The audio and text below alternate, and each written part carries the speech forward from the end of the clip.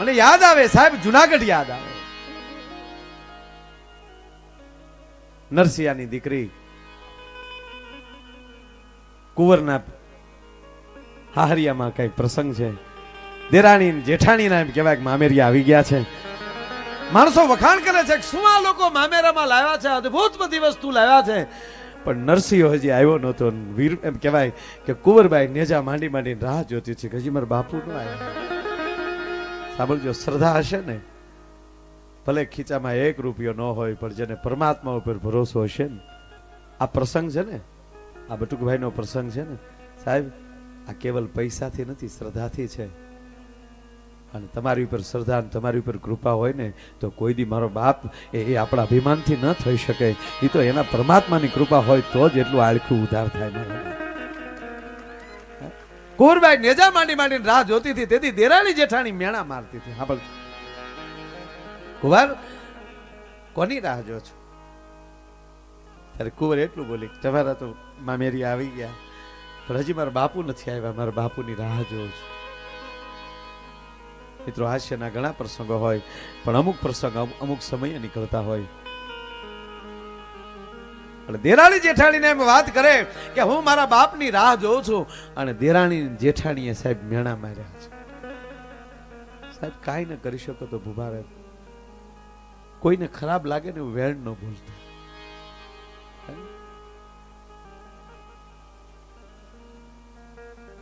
દેરાણી જેઠાણી એટલું બોલી, તારા બાપ નરસિંહાની રાહ જો છો? હા, શું લાવશે તારા માટે? તારા બાપ પાસે હું છે તે લાવશે. દુબળા બળદ હશે, ખોખરું ગાડું હશે, હારે સોહાત સાધુડા હશે, ગોપીચંદના ટીલા કર્યા હશે, હાથમાં કડતાલ હશે. તારો બાપ શું લાવે તારા માટે?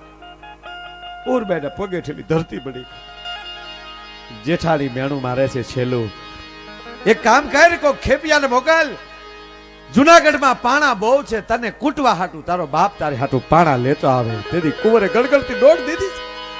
પોતાના ઓરડામાં જઈ, ઘરના ખૂણામાં જઈ પરમાત્માની હામી હાથ જોડે છે કે હે મારા બાપના દામોદર, આ નરસિંહાની દીકરી નથી દુભાતી, તારી દીકરી દુભાય.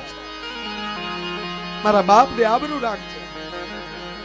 અને જે આંખના આહુડા સલકાય છે ને એમાં કોઈ આવીને એટલું કીધું, કુંવર તમારા બાપુજી આવ્યા છે. ક્યાં છે? કે એ પાછલા વાડામાં ગાડું છોડે છે.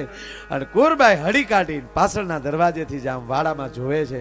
તો જે રીતે દેરાણી જેઠાણીએ મેણા માર્યા હતા ને સાહેબ, એ જ પરિસ્થિતિમાં દુબળો બળદ, ખોખરું ગાડું, હારે સોહાત સાધુડા, કીર્તન ઉપર કીર્તન બોલે છે.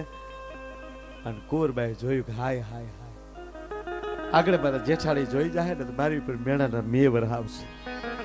આંખવાલી દાળ દાળ આહુ બીડા પડવા. અને નરસિંહ તો દીકરીના આંખમાં આહુડા જોઈ ગયો, કડતાલ હાથવાલી પડી ગઈ છે.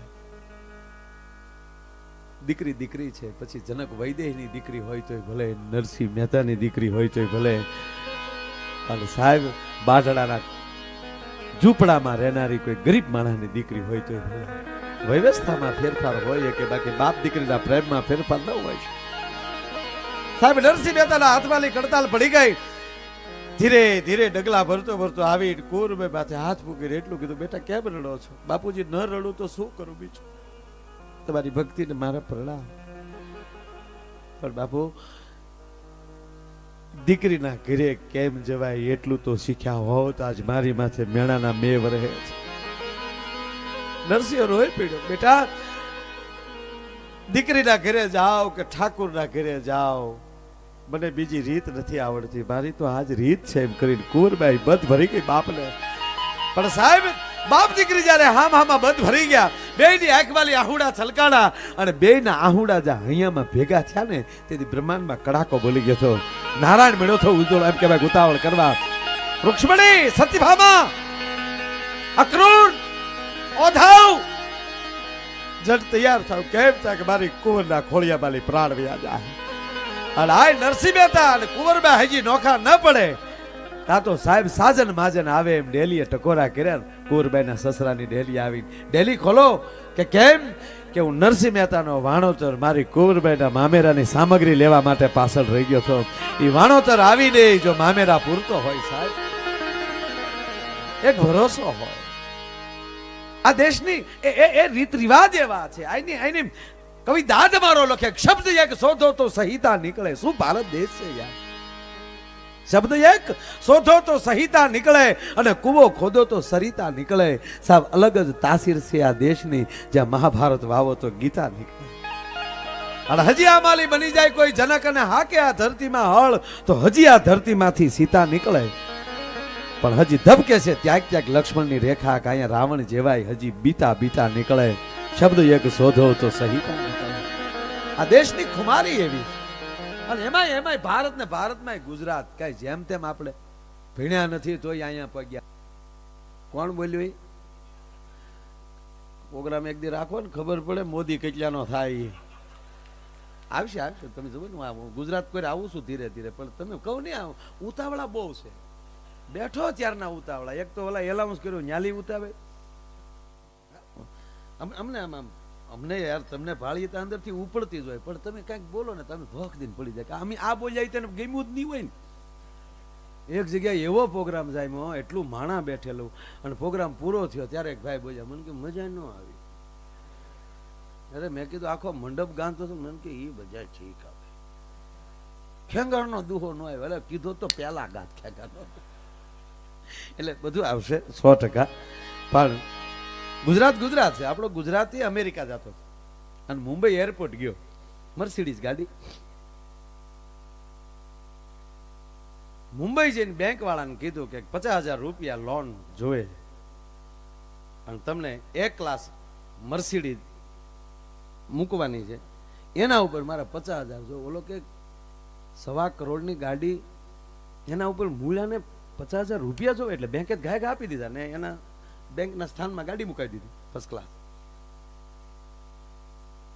ગાડીની ચાવી લઈ લીધી, ગાડી પાર્કિંગ કરી દીધી, 50,000 રૂપિયા બેંકે આપી દીધા. બોલો 2 મહિના અમેરિકા ફરીને પાછો વહી આવ્યો ને કીધું કે આલ્યો આ તમારા 50,000 રૂપિયા અને 2 મહિનાનું 1250 રૂપિયા તમારું વ્યાજ. પછી ઓલા બેંક મેનેજરે કીધું કે મર્સિડીઝ નો માલિક ને મૂળ 50,000 હાટું તારે ગાડી મૂકવી પડી. એવું નહોતું. એરપોર્ટના પાર્કિંગમાં મને 5,000 રૂપિયા કીધા, 18,000 રૂપિયા 1 મહિનાનું ભાડું. આ આપણો ગુજરાત.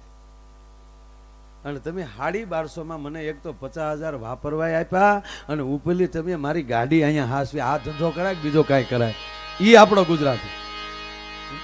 ગુજરાતી ગુજરાતી.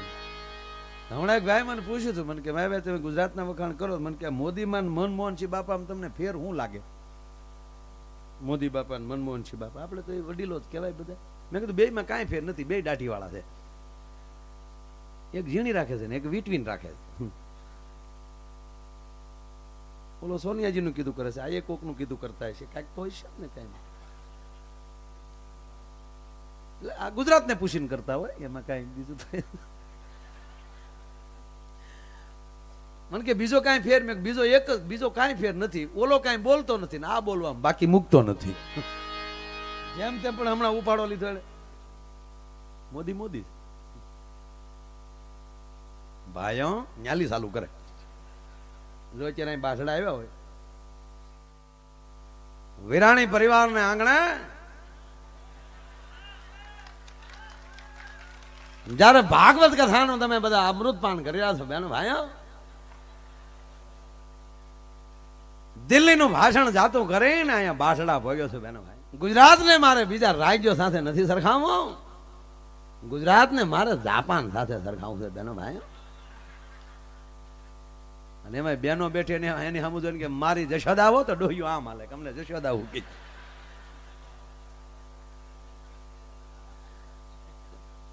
નહીં. અત્યારે ખરેખર અત્યારે સમય સારો છે, બધી રીતે સારો છે. આ ઘણા બધા મને માણસો કે કળિયુગ આવ્યો, કળિયુગ છે, કળિયુગ. કોને કીધું કળિયુગ છે? જીવતા આવડે. આ માવડિયું 150 વર્ષ જીવવા ગયું, કારણ કે કૂટવાનું હાવ ગયું. આપણે અડજુ ડોસ્યું કૂટી કૂટીને ગઢિયું થઈ ગયું, લેવા દેવા વગર. આપણે કોકને પૂછ્યું કે મારી તમારે શું હક? મારે કાંઈ હક નહોતું, પણ અમારે પાડોમાં રહીને એનું હતું તમે કૂટાવા ગયું છું. ટેકો દેવા જાય યાર, એમાં ઢાલું ચડાવે. એક તો જાડા ઓઢણા હતા એ લાજુ કાઢવી પડતી હતી, અત્યારે એ ગયું. સારા સારા ડ્રેસ આવ્યા છે, સારી મિલના કાપડ આવ્યા છે. નવરાત્રી આવે ને દીકરીઓ ગરબે રમતી હોય ત્યારે એમ લાગે 9 લાખ લોબડ ગાળ્યું ધરતી ઉપર રમવા માટે આવ્યું. એવા એવા એવા આભૂષણો આવ્યા છે. ઠીક છે, અમુક મોટી ઉંમરની માવડીઓ નથી ગમતું આ દીકરીઓ આવે હરે ફરે એમાં, એ બેઠી બેઠી મોગા અહીંની વાત નથી કરતો હું, આફ્રિકાની વાત કરું. અહીંયા તો બધું માવડીઓ હાર્યું છે, ખોટું આપણે ઘડીક રહેવું નાખ્યા થવું યાર. અહીંયા તો સારું છે, અહીંયા કાંઈ વાંધો નથી, પણ અમુક અમુક ડોશીઓ આ દીકરીઓ હરે ફરે ને તો મોઢું બગાડે બેઠી બેઠી જમાનો બગડી ગયો. એ તમે વેલ્યુ આવ્યું એટલે લાગે ડો. તમે અત્યારે આવ્યો તો ડ્રેસ પહેરીને આટા મારજો નહીં. આપણા 21મી સદી આ 13 વર્ષની પૂરી થાય થોડાક દિવસમાં. આ 21મી સદીમાં જીવવું સાહેબ એ ચમત્કાર છે. કેવા બધા નેતા એવા આવ્યા બધા ટનાટાન. આજથી 40 વર્ષ પહેલા નેતા તે ખાદી સિવા પહેરતા નહીં, એમાં ટોલા પડતા, ટોપીમાં મોટી મોટી ટોલા નીકળતા. અને કોને ખબર ક્યાં કાપડની ટોપી બનાવતા, એની અણી જો આપણને અડી જાય લોહીનો ટસ્યો નીકળી જાય. એને બદલે અત્યારે રાજકીય ક્ષેત્રમાં સારું છે. આ મનમોહનસિંહ બાપા મોળો માણસ છે, છૂટા હાય છે, હાલતા નથી આવડતું. બોલો આમાં મજા આગળ સોનિયાબેન ને આપણે જાણે રસ કવાય બકરી હાલી જતી. અને હકીકત ને આપણે જો ને સાહેબ 40 વર્ષ પહેલા આપણે ખાટલા નહોતા કર્યા. હારા 5 મહેમાન આવે તો પાડો ને કહેતા બાપા 2 ખાટલા આપજો ને, કાલે મહેમાન જનરલ બધા ભેગા છે. એને બદલે 40 વર્ષમાં ભગવાને ખટારા સુખના ઠલવી દીધા આપણી માં કે જાઓ છોકરાઓ, મારી પાસે નહોતું એની કરતા તમને આપું છું. આ ભગવાન પાસે આવી લેરું નહોતી બટુકભાઈ. આ માયલી એક ગાડી ભગવાન પાસે નહોતી. રામ લ્યો, કૃષ્ણ લ્યો, બધા આપણા બાપ છે. મરી ગયા ઘોડા હાક્યા કે એમાં રામ તો હાવ ઉઘાડા પગે 14 વર્ષ ટળી ગયા. માંડ 2 માણા પાસે અયોધ્યા આવ્યા તો ઓલો ધોબી બોલ્યો, પાછા માને મોકલા. આ તો બિચારા આમ જ બેઠો. પછી કૃષ્ણનો અવતાર લઈને પછી એને ભૂકા કાઢી નાખ્યા. હોળ હજાર કર્યો કે આવે કોઈ મારો દીકરો આડો આવે. રામ અવતારમાં મર્યાદાનો દીકરો થયો, એમાં હક નો લેવા દીધો કોઈ. કૃષ્ણ કૃષ્ણ કૃષ્ણ ઓળખવાય અઘરા પડે સાહેબ. કૃષ્ણનું નામ એક તો અટપટું, બોલવું અઘરું પડે. ગામડાના માણો કૃષ્ણ કે કૃષ્ણ કે બોલવું અઘરું, સમજવું અઘરું. જન્મે જેલમાં, પાછો કામ મુક્તિ દેવાના કરે. કેવો કૃષ્ણ મોહન 2 થયા. એક મહાત્મા ગાંધી એનું નામ મોહન, એક આપણો કૃષ્ણ એનું નામ મોહન. એક યમુનાને કાંઠે જન્મો, એક સૌરાષ્ટ્રના દરિયા કાંઠે પોરબંદર જન્મો. હવે સાંભળજો, સૌરાષ્ટ્રના દરિયા કાંઠે જે જન્મો એનો દેહ પીડ્યો યમુના કાંઠે, અને યમુનાને કાંઠે જે જન્મો એનો દેહ પીડ્યો સૌરાષ્ટ્રના દરિયા કાંઠે.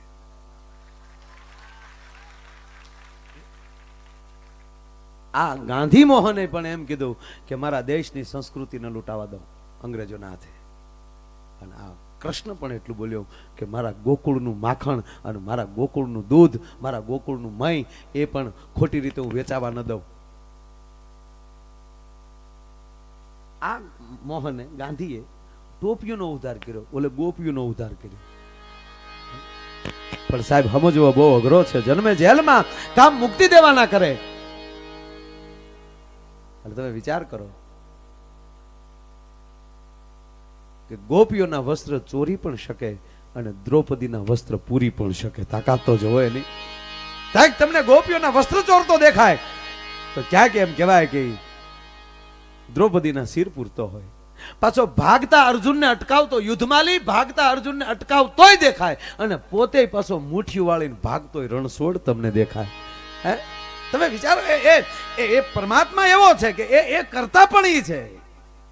અને અત્યાર સુધીમાં ભગવાન રામને તો વાલ્મીકી તુલસીદાસ મળી ગયા સાહેબ, આખા ભગવાન રામને આખી કથા ઉતારી દીધી. પણ કૃષ્ણની આખી કથા લખે એવો કોઈ વિદ્વાન ન મળ્યો. તમે વિચાર કરો, 9 ગ્રંથો વાંચો ને ત્યારે કૃષ્ણ સમજાય. કૃષ્ણ કૃષ્ણ છે.